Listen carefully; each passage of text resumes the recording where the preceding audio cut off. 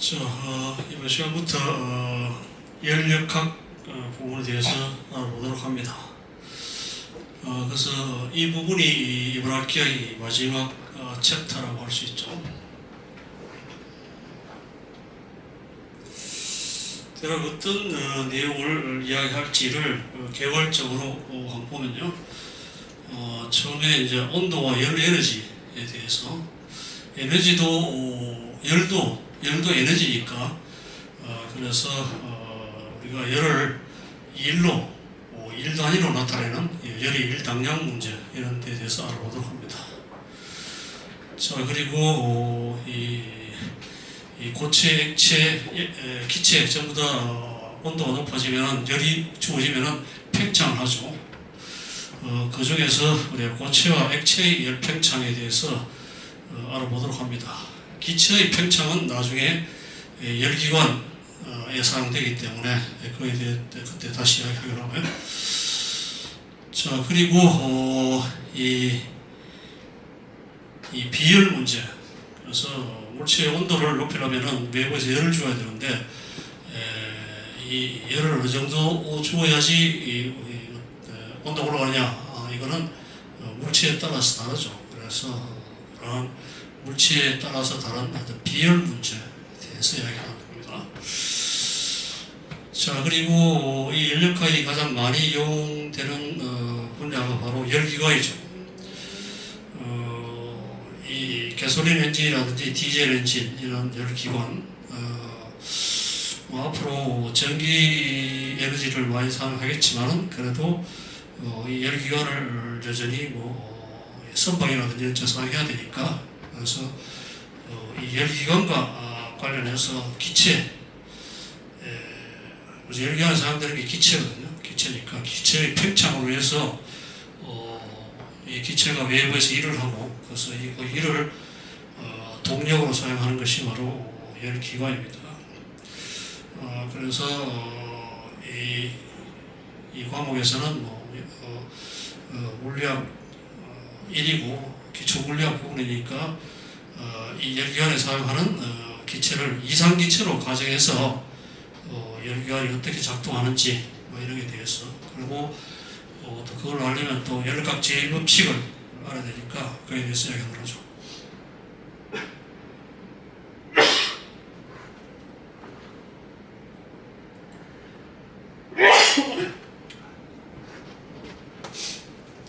자, 우선 이 온도란 무엇인지 온도에 대해서 이야기를 하도록 합니다. 그래서 온도라는 것은 사람마다 그 열에 반응하는 게 조금씩 다르기 때문에 어쨌거나 객관적인 그런 양이 필요합니다. 그래서 이 물체의 뜨겁고 차가운 정도를 숫자로 표시한 것이 바로 온도다라고 알면 되고요. 그리고 온도 체계는 우리가 많이 사용하는 것이 섭씨, 화씨, 절대온도. 절대온도는 우리가 과학적 용도로 많이 사용하고 섭씨, 화씨, 이제 일상생활에 기온에 관계돼서 많이 사용하고 있습니다. 그리고 이들의 기준점이 주로 물의 얼음 온도와 물의 끓는 온도를 사용하고 있죠. 자, 섭씨 온도 체계를 보면요. 섭씨 온도 체계는 물의 얼음 온도를 갖다가 섭씨 0도로 잡고 물의 끓는 온도를 섭씨 100도로 잡고 0도와 100도 사이를 100등분해서 1도로 정합니다. 그래서 0도 이하는 똑같은 등분, 100도 이상은 똑같은 등분을 사용해요. 그래서 이 셀시우스라는 사람이 처음으로 이 고안을 해가지고 이 용어가 중국으로부터 들어왔기 때문에 중국어가 셀시어스로 섭이, 수기, 수사, 섭이, 수사. 그래서 섭씨라고 섭씨가 고안했다고 해서 섭씨라고 합니다. 화씨 온도 체계는 물의 얼음 온도를 화씨 32도로 잡고요. 그리고 물의 끓는 온도를 화씨 212도로 잡아서 그 사이를 180등분해서 1도로 정합니다. 그래서 32도 이하, 212도 이상은 동일한 등분을 사용합니다. 자, 이것도 이제 이 파렌하이트라는 사람이 이 고안했는데 뭐 중국어로 화룬하이를 해서 화시라고 이름을 붙였습니다. 자, 그리고 절대 온도 체계는 우리가 켈빈 온도 체계라고 하는데, 이 켈빈이라는 사람이 고안한 것이고요. 자, 이거는 기체 운동론에 입각한 온도 체계고, 그래서 나중에 이야기하겠습니다만, 이 기체 운동론에 대해서 나중에 이야기하기도 하죠. 그래서 운동 에너지는 결론은 뭐냐면 운동 에너지는 온도에 비례한다. 그래서 절대 영도라는 것은 운동 에너지가 없어지는 그 지점. 우리가 실험을 해보니까 영하 습시로 마이너스 273도다. 그래서 등구는 온도, 습시 온도계 체계하고 똑같이 사용하고 절대 온도가 마이너스 273도니까 그래서 절대 온도는 습시 온도 체계에다가 더하기 273을 한 것이다. 그것을 알 수가 있습니다. 그래서 이 절대 온도 체계는 과학적 용도로, 물리나 화학 이런 과학적 용도로 많이 사용하고 있습니다.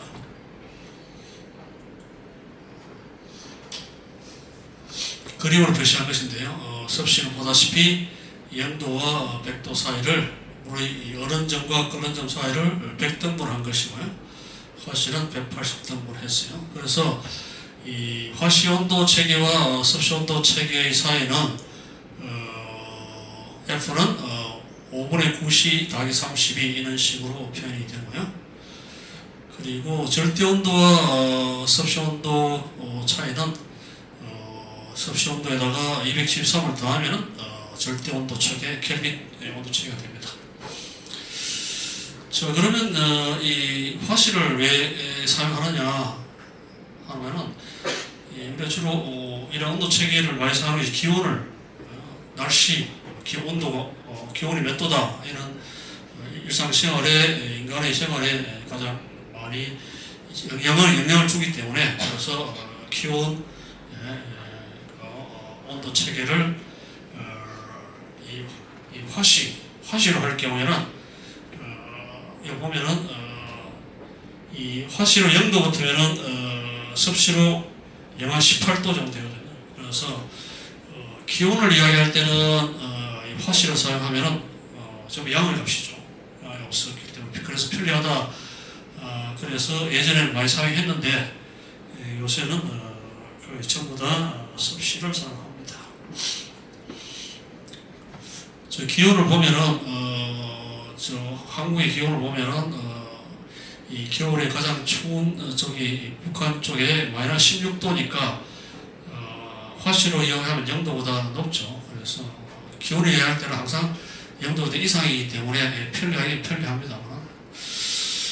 그래서 이 화씨 온도 체계를 사용한 나라는 미국하고 미얀마, 라이베리아, 벨리즈, 팔라우, 미크로네시아 이런 몇 군데 나라밖에 없어요. 그래서 옛날에는 영국과 캐나다도 이 화씨 온도 체계를 사용했는데 요새는 전부 다 섭씨 온도로 바꿨어요. 체계로 바꿔가지고 그렇지만 아직 화씨 잔재가 남아 있어가지고 일부 시위나 뉴스에는 두 단위를 병행하기도 합니다.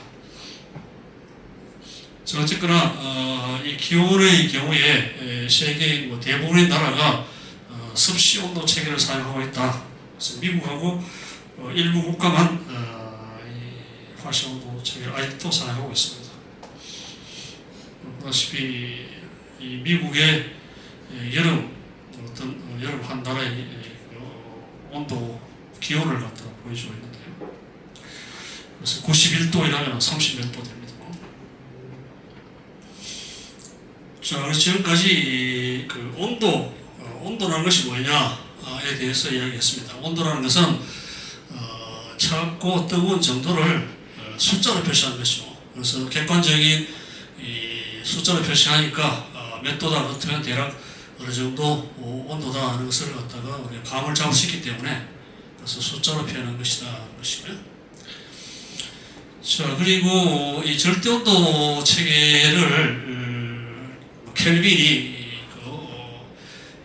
만들었습니다만은 그 기본적인 것이 이 절대 영도라는 개념이에요. 그 절대 영도에서는 기체들의 이 운동이 멈추는 그런 온도죠. 물론 우리가 실험실에서 절대 영도를 만들 수는 없습니다만, 그래서 이 절대 기체 온도, 기체의 온도를 측정하기 위해서 도입된 것이 등적 기체 온도예요. 등적이라 하는 것은 적은 부피를 일정하게 한 기체 온도계다 그런 이야기죠. 그래서 기체가 여기에 담겨 있습니다. 담겨 있고 이것이 파이프로 연결돼 가지고 수원 기압계, 수원 압력계로 연결되어 있어요. 자, 그리고 이 기체와 수원의 만나는 지점이 이 A 지점, 이 지점이죠. 자, 그러면은 기체의 온도를 높이죠. 그래서 이제 열을 가해가지고 기체의 온도를 높이면은 기체의 압력이 증가해가지고 이걸 밀어내죠. 이걸 갖다 수온을 밀어내야 되는데 밀어내는데 요 지점을 갖다 항상 일정하게 유지하기 위해서 이걸 들어 올리면 되죠. 들어 올리면 이제 압력이 달아지니까요.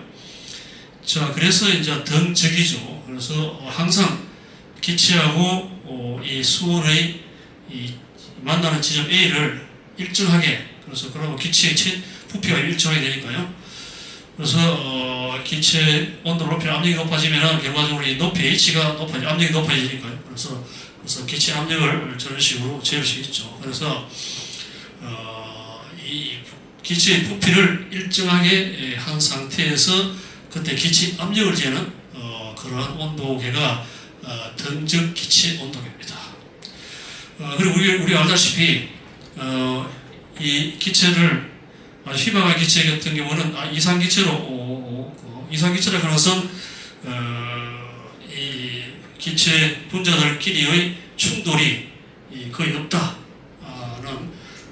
그런 거죠. 그래서 기체가 희박하게 존재하기 때문에, 자, 그래서 기체는 운동 에너지밖에 없고, 자, 그래서 이 이상기체 상대 방정식이 기체 압력과 부피가 온도에 비례한다.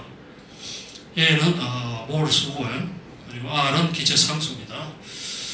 자, 그래서 여기서 온도로 가는 것이 NR분의 P인데 이 볼륨 부피가 일정하게 유지하게 해놨기 때문에 일정하기 때문에 결과적으로 온도는 압력에 비례하죠. 그래서 온도를 높이면은 기체의 압력이 리니어하게 이런 식으로 직선적으로 변하는 것을 관찰할 수 있습니다. 그래서 기체의 종류에 따라서 보면은 이걸 연장시키면은 섭씨로 마이너스 273.15도 C에서 기체가 운동을 멈추는 거죠. 그래서 운동 에너지가 여기 되는 그 지점, 그걸 갖다 우리가 절대 영도라고 합니다. 자, 그래서 이러한 기체의 압력에 따른 온도 변화를 통해서 우리가 기체의 온도를 정의할 수 있잖아요. 자, 그래서 이걸 갖다가 우리가 이 절대 온도 체계, 켈빈 온도 체계에서 이런 식으로 기체의 기체의 운동 에너지가 결과적으로 기체의 온도에 비례한다. 뒤에 우리가 운동론에서 다시 이야기했습니다만, 이런 관점에서 이제 절대 온도 체계가 만들어졌습니다. 자, 그러면은 이 온도를 결정하는데, 온도를 갖다 측정하는 거죠. 측정하는데 기본적 원리가 뭐냐? 온도 측정의 원리는 온도에 따라서 변하는 모든 물리량은 온도 측정이 가능합니다. 이용할 수 있죠. 자, 그런데 온도 변화에 있어서 너무 굉장히 빠르게 변한다든지 굉장히 너무 천천히 변한다든지 이럴 경우에는 그 물리량을 측정기가 이 온도 변화를 구별할 게 없기 때문에 어느 적당한 그러한 크기로 그런 물리량이 온도에 따라서 변하면은 그 물리량은 온도 측정에 사용할 수가 있습니다. 그래서 여러 가지 물리량을 많이 사용하는데 부피, 전기저항, 색, 뭐 자화도 이런 뭐 여러 가지 자성 물질로 사용해서 할 수 있고 여러 가지 그 물리량을 우리가 온도 측정에 사용할 수 있습니다. 자, 그리고 우리 일상생활에서 많이 보는 것이 바로 이제 수온 온도계하고 알코올 온도계인데 둘 다 온도에 따른 액체의 부피가 변하기 때문에 그 부피를 온도 측정용에 사용하는 거죠. 자, 그리고 가정에 사용하는 가전 제품들, 냉장고라든지 에어컨, 뭐 전기밥솥 이런 안쪽에 온도 측정용 센서가 들어가 있는데 그것은 열전대 온도계입니다. 열전대 온도계를 온도 측정에 거의 가전제품 또는 뭐 공장에서 열광 온도 공개되는 그러한 기계 장치에는 전부 다 열전대 온도계가 들어가 있습니다.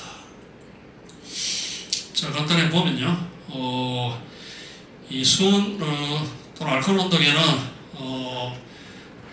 여기다가 수온 또는 알코올 좀 부피를 넣고 가는 관을 갖다가 연결시키면은 온도가 변하면은 이 수온이나 알코올의 부피가 변해가지고 결과적으로 우리가 그걸 이용함으로써 온도 변화를 측정할 수 있습니다. 열전대 온도계는 서브카플이라고 하는데요. 그래서 두 개죠. 금속 두 개의 다른 금속을 이런 식으로 댐을 한 것이고, 댐을 하고 이 접점을 갖다가 온도 측정하는 지점에 대면 되죠. 측정하는 지점에 대면은 온도에 따라서 이 금속이 두 개 다르기 때문에 이 금속에 있는 자유전자들 사이에 에너지가 달라요. 그래서 결과적으로 전압이 발생합니다. 그래서 두 개의 금속을 접점을 만들어 놓으면은 이 전압이 발생해요. 이 전압이 온도에 따라 변해요. 그래서 온도에 따라서 금속 1과 금속 2 사이에 있는 자유전자들이 행동이 달라지기 때문에 결과적으로 온도에 따라서 이 두 접점 사이에 두 금속 사이에 측정해 보면은 전압이 달라지니까 그 전압을 측정함으로써 온도 변화를 알 수가 있습니다. 자, 그리고 이 적외선 온도계는 이 온도를 가지고 있는 물체에서는 전자기파가 나오거든요. 전자기파가 나오는데 사람 몸이 체온이 36.5도 같으면은 그래서 적외선이 나와요. 그래서 적외선이 나오는데 이 적외선이 온도에 따라서 파장이 조금씩 변하거든요. 좀 다르기 때문에 그래서 이 적외선을 측정해가지고 파장에 따라서 이제 색깔을 달리주면 되잖아요. 그래서 뭐 이런 모양으로 이 기온이 낮은 쪽은 파랗게 칠하고 기온이 높은 쪽은 좀 붉은 색깔로 칠해가지고 전체적으로 이 체온의 어떤 분포를 알 수가 있습니다. 특히 이 적외선 온도계는 코로나 시국에 공항이나 또는 역에 사람들이 들어오면은 온도를 측정하는데 체온을 측정하는데 많이 이용을 했었습니다. 자, 이 열전대 온도계 서브카플 이 산업용으로도 많이 사용되고 있고 그리고 가정에 있는 냉장고, 에어컨, 뭐 전기밥솥, 뭐 열에 관계되는 그러한 가전제품에는 모두 다 이 센서가 들어가 있습니다. 온도를 측정해가지고 이 냉장고 가동시키고 온도가 높아지면 가동시키고 에어컨도 마찬가지로 방 안의 온도가 높아지면 가동시키는 그런 작용을 하고 있습니다. 수온 온도계는 이제 수온을 사용하고 있고요. 알코올 온도계는 알코올을 사용하는데 수온이 좀 비싸니까 알코올 온도계는 그리고 또 붉은 색소를 잡아요. 알코올은 물론 무색인데 붉은색 색소를 잡아가지고 보기 좋게 만드는 겁니다.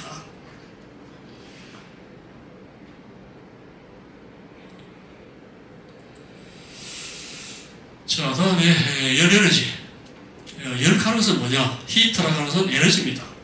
그래서 열은 에너지의 한 형태고 물체는 열 에너지를 가진다. 왜? 물체 하나를 구성하고 있는 원자나 분자들이 운동을 하죠.